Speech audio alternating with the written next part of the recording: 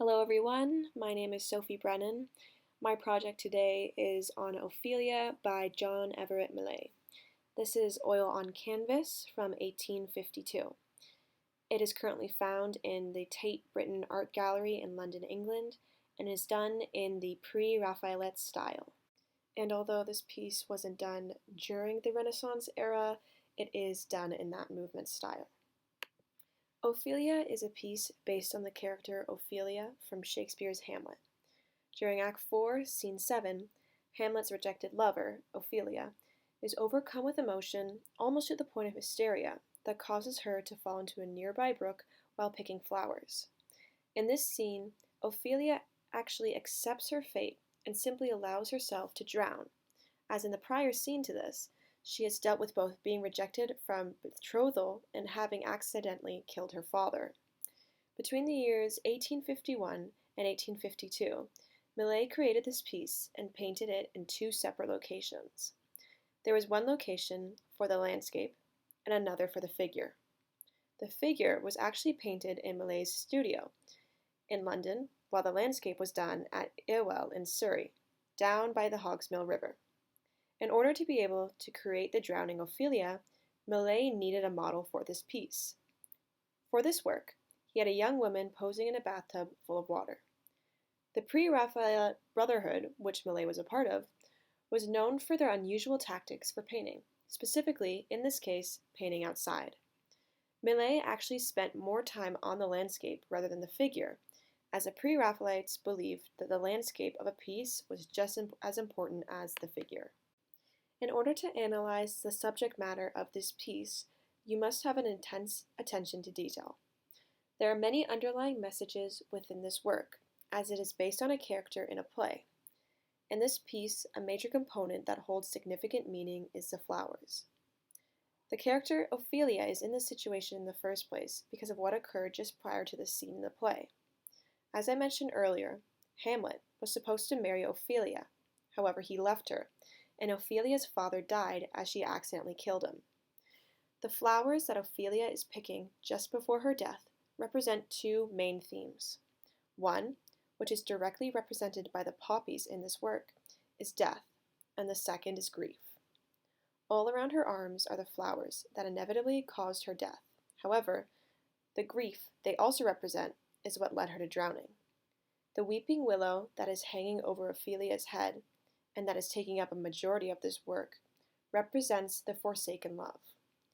This tree crowds the work in an almost overwhelming way, as it symbolizes the all-consuming emotions that come with a love that is not returned.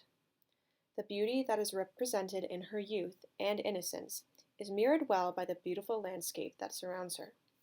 Ophelia is a young woman during a time when her status is dictated by her husband. Not only did she lose someone that she loved just before this scene, but she also lost her chance to be a person of high status. Women as subjects during this time are often seen suffering or in death. This is a message about the status of women in our society under the patriarchy. In many pieces during this time, and all throughout history, the death of women is used as a way to control and objectify women. Ophelia was promised a life where she is considered somewhat of a human being due to her association with a man as powerful and respected as Hamlet. Once she has lost him as a potential husband and lost her father as well, who is another man of high status, she truly has no worth. Her death, as she accepts drowning in the water with her palms to the sky, represents her understanding that she has no worth as a person now, that she has no man to provide her with status. What made me fall in love with this piece was the attention to detail in the landscape of the work, which is the most important and impressive parts of the piece. This painting is done with oil paints on canvas.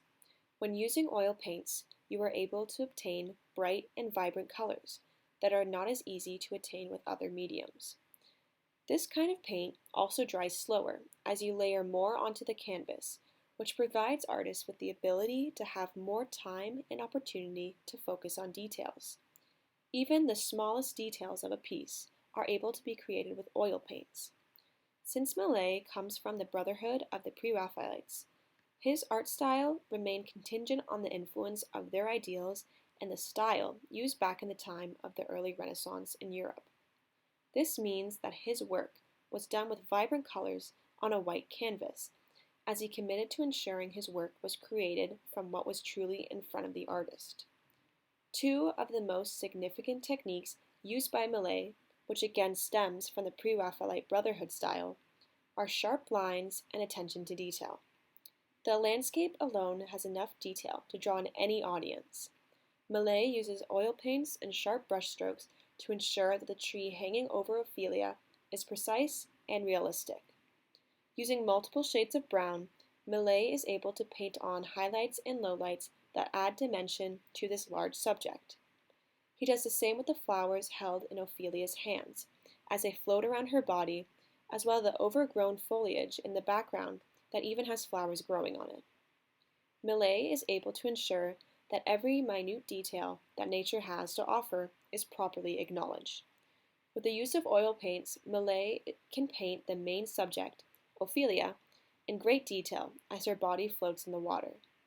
From the way her dress is able to displace itself as it floats in the water, to the way that her hair lays on the surface of the water, Millet successfully creates a realistic depiction of this young woman as she drowns. Personally, I've always been a fan of this work. Although my preferences for art do lay more with surrealism, I've always had a soft spot for Renaissance pieces.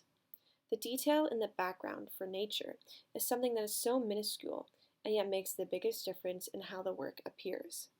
The location itself is also something nostalgic to me. I grew up in a big city, but by my house there was a big park with lots of trails and creeks. In one area particularly, there is a small ravine with lots of overgrown grass and fallen trees. This piece reminds me a lot of this place during the springtime. In addition to the nostalgia this work brings me, it also brings a feeling of serenity. Serene may not be the first word people associate with this painting when the story behind it is considered. However, if you truly take it all in, you will find yourself agreeing with me.